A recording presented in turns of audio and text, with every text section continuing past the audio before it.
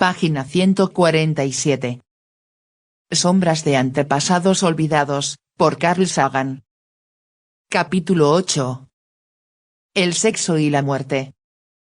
El sexo dota al individuo de un instinto mudo y poderoso que arrastra su cuerpo y su alma constantemente hacia otro por él. Una de las dedicaciones más preciadas de la vida es elegir un compañero y seguirlo, y el sexo une la posesión con el placer más intenso, la rivalidad con la rabia más feroz y la soledad con una eterna melancolía. ¿Qué más podría precisarse para infundir en el mundo el sentido y la belleza más profundos? George Santayana, El sentido de la belleza, 1896. La muerte es la gran reprimenda que el curso de la naturaleza imparte a la voluntad de vivir, o más concretamente, al egoísmo que le es esencial, y la muerte puede concebirse como un castigo por nuestra existencia. Con ella se desata dolorosamente el nudo que el acto de la generación había anudado. Arthur Schopenhauer, El mundo como voluntad y como representación.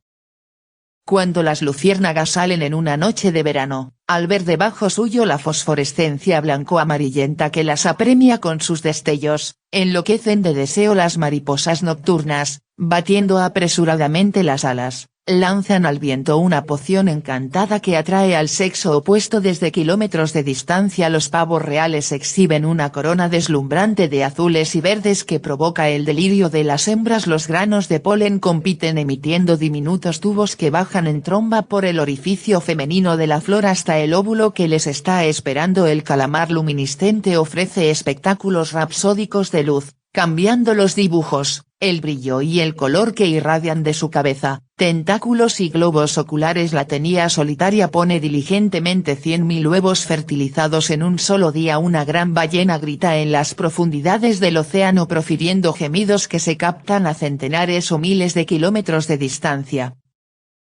Donde otro gigante solitario los escucha atentamente, las bacterias se acercan cautelosamente una a otra hasta fundirse. Las cigarras cantan a coro sus serenatas de amor colectivo. Las parejas de abejorros se remontan en vuelos matrimoniales de los que solo uno de los dos regresará. Los peces machos esparcen su esperma por un montón viscoso de huevos que puso Dios sabe quién. Los perros corretean husmeando las partes internas del otro a la búsqueda de estímulos eróticos. Las flores exhalan perfumes voluptuosos y decoran sus pétalos con llamativos anuncios ultravioletas para los insectos, las aves y los murciélagos que pasan, y los hombres y mujeres cantan, bailan, se adornan, adoptan posturas, se automutilan, exigen, fuerzan, disimulan, suplican, sucumben y arriesgan sus vidas.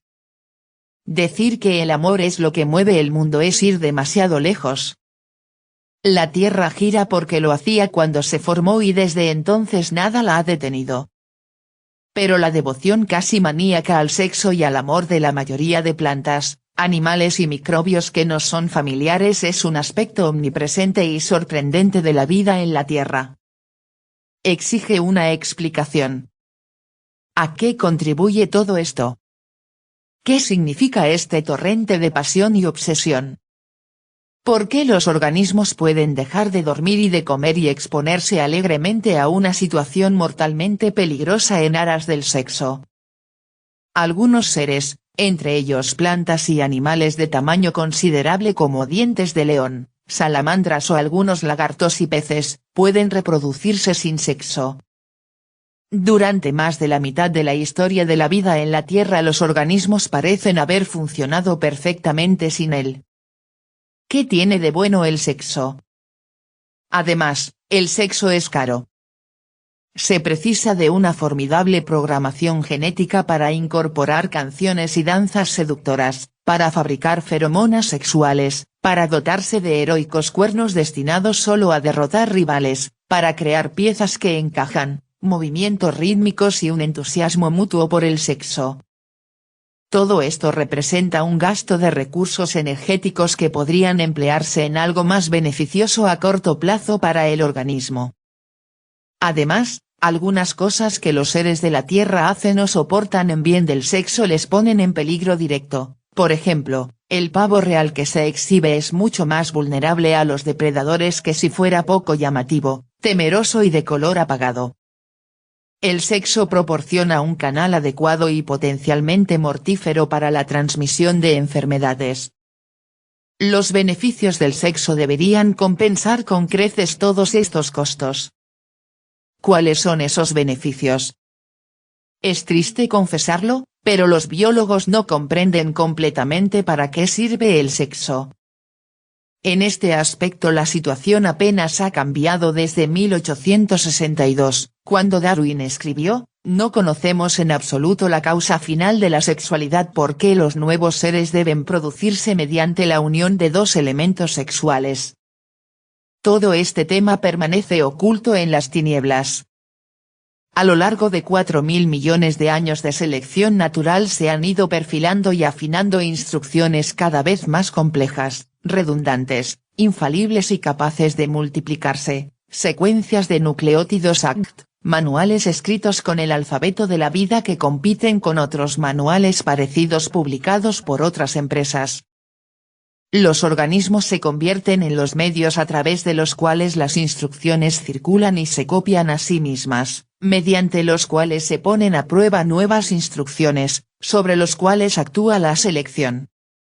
La gallina, dijo Samuel Butler, es el sistema que tiene el huevo de hacer otro huevo. Es en este nivel donde debemos entender para qué sirve el sexo. No comprendemos gran cosa de la maquinaria molecular del sexo. Para empezar, examinemos algunos de esos seres que rutinariamente hacen lo que muchas personas considerarían imposible, reproducirse sin sexo. En cada generación sus ácidos nucleicos se copian fielmente a sí mismos a partir de bloques constructivos moleculares ACT que fabrican con ese propósito. Luego, cada uno de los dos ADN, funcionalmente idénticos, toman la mitad de la célula y echan a correr, un poco como la separación de bienes en un divorcio. Al cabo de cierto tiempo el proceso se repite. Cada generación es una monótona repetición de la anterior, y cada organismo es la viva imagen de su padre soltero, prácticamente idéntica, hasta el último mitocondrio y hasta el sistema de propulsión por flagelo. Si el organismo está bien adaptado y el entorno se repite y es estático, este método podría funcionar bien. La monotonía se rompe por mutación, aunque raramente. Pero las mutaciones, como hemos subrayado, son aleatorias y es mucho más probable que resulten perjudiciales que beneficiosas. Todas las generaciones posteriores las sufrirán a menos que más adelante se produzcan mutaciones compensadoras, lo cual es poco probable. El ritmo de la evolución en esas circunstancias debió de ser lento, como parece reflejar el registro fósil de hace unos 1000 a 3500 millones de años, hasta la invención del sexo.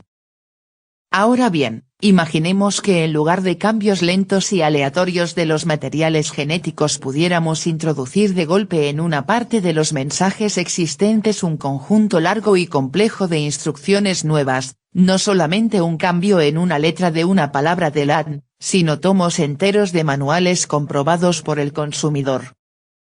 Imaginemos que en cada generación siguiente se produce la misma reorganización. La idea es absurda si uno está idealmente adaptado a un entorno que no cambia o que es muy marginal, entonces, cualquier cambio es una desventaja. Pero cuando el mundo al que uno debe adaptarse es heterogéneo y dinámico, el progreso evolutivo es más fácil si cada nueva generación dispone de muchas instrucciones genéticas nuevas en lugar del cambio ocasional de una A en una C. Además, si podemos reorganizar los genes, nosotros o nuestros descendientes podremos salir de la trampa en la que hemos caído por la acumulación de mutaciones nocivas de generación en generación.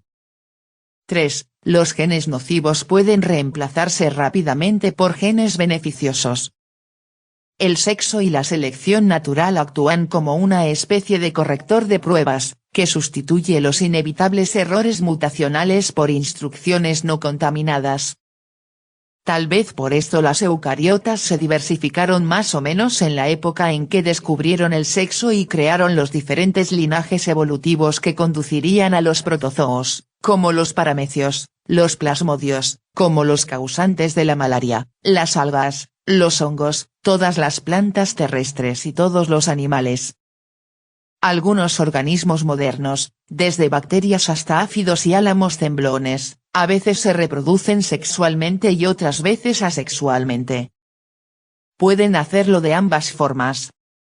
Otros organismos, como los dientes de león, por ejemplo, y ciertos lagartos de cola de látigo, han evolucionado recientemente pasando de formas sexuales a formas asexuales, como muestra su anatomía y su comportamiento. Los dientes de león producen flores y néctar inútiles para su estilo reproductor actual, y por mucho que las abejas se afanen no pueden contribuir a la fertilización del diente de león. Todos los lagartos de cola de látigo son hembras y las crías no tienen un padre biológico. Pero la reproducción aún requiere un preludio amoroso heterosexual, la ceremonia de la copulación con lagartos macho de otra especie que son sexuales, pero no pueden impregnar a estas hembras o un ritual pseudocopulador con otras hembras de la misma especie. 4. Al parecer, observamos a estos dientes de león y a estos lagartos en un momento tan próximo a su conversión en seres asexuales que apenas ha habido tiempo para que desaparezcan los guiones y decorados del sexo. Quizá en determinadas circunstancias es oportuno reproducirse sexualmente y en otras no. Algunos seres pueden pasar prudentemente de un estado a otro, dependiendo del entorno externo. Nosotros, sin embargo, no tenemos esta opción. No podemos prescindir del sexo. Hoy en día, cuando hay una infección se produce, aunque parezca extraño, una reorganización de las instrucciones genéticas similar a la del sexo. Un microbio entra en un organismo mayor, burla sus defensas e introduce su ácido nucleico en el de su huésped. Hay latente en la célula un intrincado mecanismo que puede leer y copiar las secuencias preexistentes de nucleótidos ACT. Sin embargo, este mecanismo no es lo bastante bueno para distinguir los ácidos nucleicos forasteros de los propios, y actúa como un aparato para imprimir manuales de instrucciones que copiará cualquier cosa si se aprietan las teclas correspondientes. El parásito aprieta la tecla, las enzimas de la célula reciben nuevas instrucciones y las hordas de parásitos recién acuñados salen en cadena, deseosos de subvertir más células. De vez en cuando, los muertos logran unirse sexualmente y generar descendencia. Cuando una bacteria muere, los materiales que contenían se desparraman en torno suyo. Sus ácidos nucleicos no están muy enterados de la muerte de la bacteria y los fragmentos siguen funcionando durante cierto tiempo, aunque empiecen a descomponerse lentamente se mueven como la pata seccionada de un insecto. Si una bacteria entera e intacta pasa por allí puede ingerir un fragmento de la muerta e incorporarlo a sus propios ácidos nucleicos. Quizá constituyen documentos independientes que preservan instrucciones indemnes y contribuyen a reparar el ADN alterado por el oxígeno. Tal vez esta forma de sexo tan rudimentaria surgió al mismo tiempo que la atmósfera de oxígeno de la Tierra. Son menos frecuentes combinaciones de genes extrañas y quiméricas, como por ejemplo entre bacterias y peces. No solo hay genes bacterianos en los peces, sino que también hay genes de peces en las bacterias, o entre papiones y gatos. Al parecer, quien produjo estas combinaciones fue un virus que se adhirió al ADN de un organismo huésped, se reprodujo con el huésped, se adaptó a él durante generaciones y luego se desprendió para infectar a otras especies transportando consigo genes del huésped original. Se sabe que los gatos adquirieron un virogen de papión en algún lugar a orillas del Mediterráneo hace de 5 a 10 millones de años. 5. Los virus cada vez más parecen genes peripatéticos que causan enfermedades solo de modo fortuito. Pero si pueden haber hoy intercambios genéticos en organismos tan divergentes, debe de ser mucho más fácil que se produzcan, por accidente, en organismos de la misma especie, o de una especie estrechamente emparentada. Quizá el sexo comenzó siendo una infección, que más tarde las células infectantes e infectadas institucionalizaron. dos parientes lejanos, miembros de la misma especie y que están en el proceso de copia, descubren que un filamento de ácido nucleico de cada uno está tendido amigablemente junto al otro. Un segmento corto de una secuencia muy larga podría ser, por ejemplo, @tcg_ta, y el correspondiente segmento del otro punto. @tcg_cggcggat.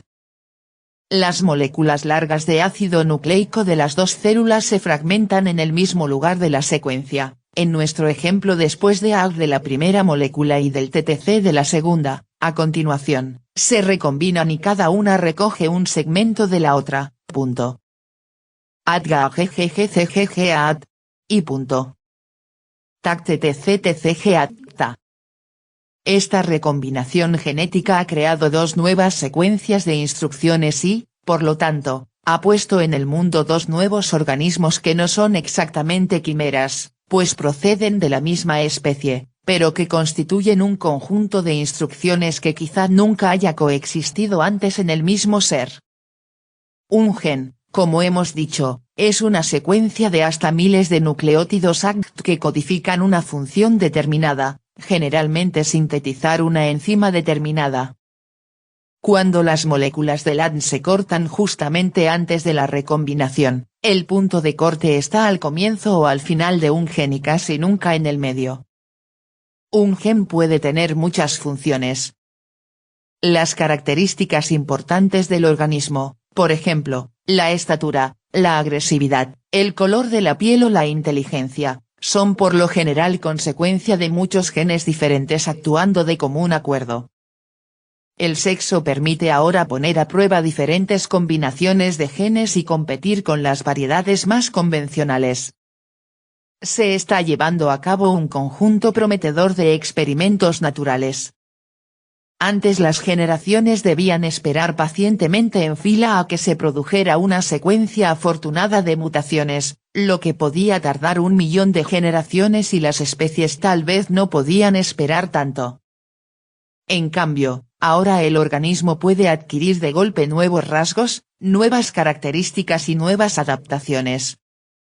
Linajes hereditarios muy separados podrían aportar dos mutaciones o más, que por sí mismas no favorecían mucho pero que resultan muy beneficiosas cuando actúan en tándem. Las ventajas, para las especies, al menos, parecen obvias, si pueden cargar con el coste. La recombinación genética proporciona un tesoro de variaciones sobre las cuales puede actuar la selección natural. 6. Se ha propuesto otra explicación para la persistencia del sexo que es maravillosa por su novedad y que nos invita a considerar la carrera de armamento secular que libran entre sí los microbios parásitos y sus huéspedes. En este momento hay más microorganismos patógenos de enfermedades en nuestro cuerpo que personas en la Tierra. Una sola bacteria que se reproduce 2 veces por hora dejará 1.000.000 de generaciones sucesivas en el periodo de nuestra vida. Con tantos microbios y tantas generaciones, la selección dispone de un número inmenso de variedades microbianas para actuar, especialmente la selección empeñada en superar nuestras defensas corporales. Algunos microbios alteran la química y la forma de sus superficies a una velocidad mayor que la velocidad con que el cuerpo crea nuevos modelos de anticuerpos. Estos seres diminutos burlan rutinariamente por lo menos algunas partes del sistema inmune humano. Por ejemplo, un alarmante 2% de los parásitos plasmodios que causan la malaria cambian de modo notable sus formas y estilos de adherencia a cada generación. 7. Habida cuenta del formidable poder de adaptación de los microorganismos patógenos, sería muy peligroso que los hombres fuéramos, de generación en generación, genéticamente idénticos. Los microbios patógenos en evolución podrían superarnos muy rápidamente. Podría imponerse una variedad que fuera más inteligente que nuestras defensas. Pero si nuestro ADN se baraja de nuevo a cada generación, tenemos muchas más oportunidades de superar el ataque potencialmente mortal de los microbios patógenos. 8. Esta hipótesis, muy respetada, considera que el sexo enfrenta a nuestros enemigos con una confusión básica que es esencial para la salud. Las hembras y machos son fisiológicamente diferentes y a veces aplican estrategias distintas para propagar su propio linaje hereditario. Aunque estas estrategias no son por supuesto totalmente incompatibles, introducen un cierto elemento de conflicto en las relaciones entre los sexos. En muchas especies de reptiles, aves y mamíferos la hembra pone unos pocos huevos cada vez, quizá un solo huevo al año. En tal caso tiene sentido evolutivo para ella elegir cuidadosamente la pareja, y dedicarse a cuidar de los huevos fertilizados y de las crías. En cambio, el macho tiene muchísimas células espermáticas, hasta centenares de millones por eyaculación, y un primate joven y sano puede eyacular muchas veces al día. Por lo tanto, el macho a menudo puede propagar mejor su linaje hereditario mediante numerosos e indiscriminados apareamientos, suponiendo que pueda hacerlo.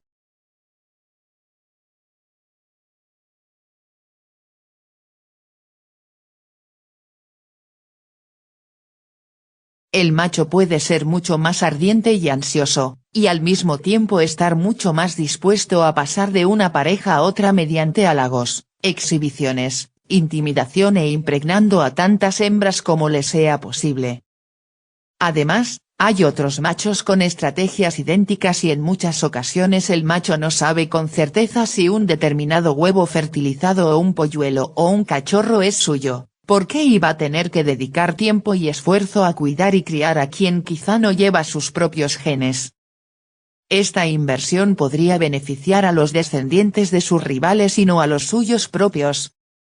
Es mejor dedicarse a fertilizar a más hembras.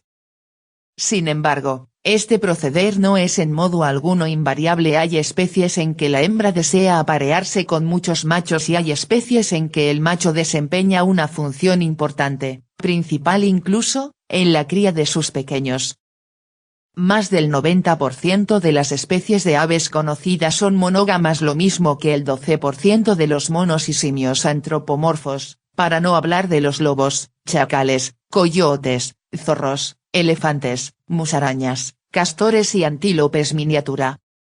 9. Sin embargo, monogamia no significa exclusividad sexual. Los machos de muchas especies que ayudan a criar a los hijos y cuidan a la madre también se escapan a ratos para disfrutar de actividades sexuales paralelas y la hembra suele estar receptiva a otros machos. Los biólogos llaman a esto estrategia mixta de apareamiento o copulación extraconyugal. Hasta un 40% de los retoños criados por parejas de aves monógamas revelaron por las huellas dactilares del ADN que habían sido engendrados en encuentros extramuros, y casi la misma cifra podría ser válida en las personas. Sin embargo, el sistema de hembras que crían y que eligen con mucho remilgo a sus parejas sexuales, y de machos dados a las aventuras sexuales y a tener muchas parejas está muy extendido, especialmente entre los mamíferos. Los organismos superiores disponen de muchos conductos, señalización por olores y otros mecanismos que permiten a sus genes ponerse en contacto con los de otro organismo, para que las moléculas se aproximen y se recombinen. Pero eso es una simple cuestión de equipo físico. El acto sexual esencial, desde las bacterias hasta el hombre, es el intercambio de secuencias de ADN. El equipo físico está a las órdenes de la programación. Al principio, el sexo debió de ser un acto chapucero, confuso y casual, el equivalente microbiano a una comedia de enredos. Pero los beneficios que el sexo aporta a las generaciones futuras eran al parecer tan sustanciosos que, si el costo no era demasiado elevado, la selección en favor del equipo sexual mejorado debió de empezar a actuar pronto, en combinación con los nuevos programas necesarios para estimular la decisión de aparearse sexualmente. Si no intervienen otros factores, los organismos apasionados dejan más descendientes que los de disposiciones más tibias. Los organismos ignoraban las ventajas selectivas de crear nuevas combinaciones de ADN, pero desarrollaron el impulso irrefrenable de intercambiar sus instrucciones hereditarias. Los organismos no se proponían nada, pero no podían evitar hacerlo, como los coleccionistas que cambian tebeos, sellos, cromos de béisbol, insignias esmaltadas, monedas extranjeras o autógrafos de famosos. El trueque tiene por lo menos 1000 millones de años de antigüedad. Dos paramecios pueden conjugarse, intercambiar material genético y luego separarse. La recombinación no requiere un sexo determinado. No hay bacterias chico y bacterias chica, y las bacterias no copulan, no recombinan segmentos de su ADN, en cada acto de la reproducción. Pero las plantas y animales sexuales sí. Sea cual fuere el sistema empleado, recombinarse significa que cada nuevo ser tiene dos progenitores en vez de uno solo. Significa que los miembros de la misma especie y excepto durante el cortejo los miembros de la mayoría de especies son solitarios y asociales, deben preparar un acto esencialmente importante que solo puede realizarse en pareja. Los dos sexos pueden tener objetivos y estrategias ligeramente diferentes, pero lo mínimo que exige el sexo es la cooperación. Una vez que ha aparecido en el mundo un impulso tan poderoso, puede conducir, mediante pasos lentos y naturales, a otros tipos de cooperación. El sexo une a una especie entera, no solo porque sus miembros se protegen entre sí de la acumulación de mutaciones peligrosas y porque el sexo proporciona nuevas adaptaciones a un entorno cambiante, sino también porque es una continua empresa colectiva, que vincula distintos linajes hereditarios. Esta situación es muy diferente de la práctica asexual, caracterizada por la existencia de muchos linajes paralelos en los que cada organismo es casi idéntico, de generación en generación, sin que exista ningún parentesco cercano entre linajes. Cuando el sexo se vuelve esencial para la reproducción, la atracción de un sexo por el otro y el drama de elegir entre rivales se trasladan al centro del escenario. Otros temas conexos son los celos sexuales, los enfrentamientos reales y simulados, el cuidado en estudiar la identidad y el paradero de posibles compañeros y rivales sexuales, la coacción y la violación, todo lo cual a su vez conduce rápidamente, como señaló Darwin, a la evolución de apéndices extraños y maravillosos, dibujos de colores y conductas de cortejo que los humanos suelen considerar bellos, incluso en miembros de especies lejanamente emparentadas. Darwin pensó que esta selección sexual podría ser el origen del sentido estético humano. Veamos las palabras de un biólogo del siglo XX sobre lo que la selección sexual ha creado en las aves: crestas, barbas, gorgueras, collarines, esclavinas, colas, espolones, excrescencias en alas y picos, bocas teñidas, colas de formas exquisitas o raras, vejigas, manchas muy coloridas de piel pelada, plumones alargados, pies y patas de brillantes matices. El espectáculo es casi siempre bello. 10. Especialmente para el ave del sexo opuesto que elige su pareja sexual basándose en parte en su bella presencia.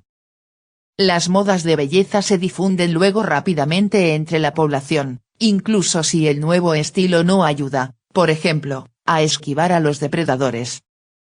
De hecho, estas modas se difunden incluso si la duración de la vida de quienes las adoptan se reduce considerablemente, siempre y cuando el beneficio para generaciones futuras sea suficientemente grande.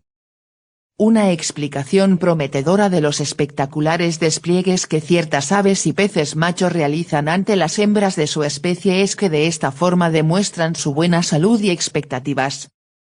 11. Un vistoso plumaje y escamas brillantes indican que el animal no está infestado de ácaros, garrapatas u hongos, y las hembras, como es lógico, prefieren aparearse con machos que no estén cargados de parásitos. Los salmones de Alaska remontan el poderoso río Columbia, salvan heroicamente cataratas y llegan exhaustos a desovar en un esfuerzo denodado que sirve para propagar sus secuencias de ADN en generaciones futuras. Una vez terminada su tarea, los salmones se desmoronan. Sus escamas se desprenden, sus aletas se despedazan y pronto, a menudo a las pocas horas de desovar, caen muertos y exhalan un aroma típico. Han cumplido su cometido. La naturaleza no es sentimental. La muerte está integrada en sus planes. Este proceso es muy distinto de la reproducción asexual y poco espectacular de seres como los paramecios, cuyos descendientes remotos son genéticamente idénticos a sus antepasados lejanos. Puede decirse con cierta lógica que los organismos antiguos están aún vivos. El sexo trajo consigo algo más, aparte de sus múltiples ventajas, el fin de la inmortalidad. Los organismos sexuales generalmente no se reproducen por fisión, dividiéndose en dos. Los grandes organismos sexuales macroscópicos se reproducen fabricando células sexuales especiales, generalmente los familiares esperma y óvulo, que combinan los genes de la próxima generación. Estas células sobreviven el tiempo necesario para realizar su tarea y apenas son capaces de hacer nada más. En los seres sexuales, el padre no distribuye imparcialmente las partes de su cuerpo y se transmuta en dos descendientes, sino que acaba muriendo y dejando su mundo a la generación siguiente, que también morirá cuando le toque. Los organismos individuales asexuales mueren por equivocación, cuando se les acaba algo o cuando sufren un accidente mortal. Los organismos sexuales están diseñados para morir, están preprogramados para ello. La muerte es un duro recordatorio de nuestras limitaciones y fragilidades y del vínculo que nos une con nuestros antepasados, quienes en cierto modo murieron para que nosotros pudiéramos vivir. Cuanto más activamente se dedican las enzimas a comprobar y reparar el ADN de los grandes organismos multicelulares, mayor tiende a ser la duración de la vida. Cuando estas enzimas sintetizadas, por supuesto, bajo el control del ADN de los organismos, escasean o se vuelven inactivas, los errores en las copias proliferan y se agravan y las células intentan aplicar instrucciones cada vez más absurdas. El ADN, cuando no copia con extrema fidelidad, puede disponer, en el momento apropiado, su propia muerte y la del organismo que cumple sus órdenes. El sexo prescribe la muerte del organismo individual, pero da vida al linaje hereditario y a las especies. Sin embargo, por muchas generaciones consecutivas que hayan existido de organismos asexuales casi idénticos, la acumulación de mutaciones nocivas acaba destruyendo al clon. Se llega al final a una generación cuyos componentes son todos más pequeños y más débiles, y entonces podemos oír la extinción llamando a la puerta. El sexo es la solución del problema. El sexo rejuvenece al ADN y vivifica a la siguiente generación. Está justificado que gocemos con él. Hace 1000 millones de años se cerró un trato, los placeres del sexo a cambio de la pérdida de la inmortalidad personal. 12. Sexo y muerte, no es posible lo primero sin lo segundo. Los tratos que impone la naturaleza son duros. Los primeros seres vivos no tenían padres. Durante unos 3000 millones de años todo el mundo tenía un solo progenitor y era casi inmortal. Ahora, muchos seres tienen dos progenitores y son sin duda algunas mortales. No hay, que nosotros sepamos, formas de vida que tengan normalmente 3 padres o más, aunque los conductos y la atracción correspondientes no parecen mucho más difíciles de organizar que con 2 padres. La variedad de recombinaciones genéticas sería mayor. Y la capacidad de reconocer errores del mensaje, descubrir una secuencia aberrante al comparar 3 secuencias entre sí, sería muy superior. Quizá en otro planeta. La hembra del ave garrapatera, al oír la llamada de amor del macho, adopta rápidamente una postura receptiva para indicar sin lugar a dudas que está preparada para copular. Las hembras garrapateras maduras criadas en solitario adoptan la misma postura al oír por primera vez la serenata del macho. El macho se sabe de memoria esta canción de amor, aunque se haya criado en solitario, aunque nunca en la vida la haya escuchado de otro. La partitura de la canción y la información para apreciarla están codificadas en el ADN. Tal vez la hembra se enamora del macho al oírla, al menos un poco. Quizá el macho, al ver que la hembra responde a su música, se enamora de ella, al menos un poco. En contraste con las atenciones paternales y la selección de parentesco que son tan visibles entre aves y mamíferos, muchas ranas y peces se comen a sus crías. El canibalismo es un hecho común, no solo en circunstancias extraordinarias de exceso de población o de hambre, sino en condiciones cotidianas normales. Hay montones de crías que se esforzaron en engordar y convertirse en buenos paquetes nutritivos, basta con que sobrevivan unas cuantas crías para que se perpetúe el linaje hereditario y además no existe una vida familiar afectiva que pueda ejercer una influencia moderadora. Pero las atenciones paternales no se dan solo entre aves y mamíferos. Aparecen de modo ocasional en los peces e incluso en los invertebrados. Las madres de escarabajo pelotero ponen sus huevos en unas pelotas que fabrican hábilmente haciendo rodar las heces de animales, e idolatran a sus pequeños. Y los cocodrilos del Nilo, cuyas fauces poderosas pueden partir a un hombre en dos, se pasean llevando cuidadosamente guardados a sus retoños que espían por entre los dientes de la madre como turistas desde un autobús. 13. En el reino de los animales, especialmente desde la extinción de los dinosaurios, ha aparecido algo que un observador externo podría interpretar como amor, aunque se trate de simples secuencias genéticas actuando en interés propio. Este fenómeno, que comienza su pleno florecimiento con el origen de los primates, sirve para unir a una especie, para forjar algo parecido a una lealtad común. La supremacía de la reproducción, la idea de que la próxima generación es lo único, o casi lo único, que importa, se manifiesta de modo especial en las muchas especies cuyos sexos mueren rápidamente y en grandes cantidades poco después de concebir y de haber tomado precauciones para conservar los óvulos fertilizados. En otras especies, incluida la nuestra, padre y madre desempeñan una función vital en la protección y educación de los pequeños, y por eso hay una vida después de la copulación. De lo contrario, la generación progenitora habría cumplido su tarea y se habría esfumado rápidamente para no competir por los escasos recursos con su propia prole. El valor adaptativo que supone reunir filamentos de ADN ha sido tan grande que se han realizado enormes cambios en anatomía, fisiología, y comportamiento para satisfacer las necesidades de estas moléculas.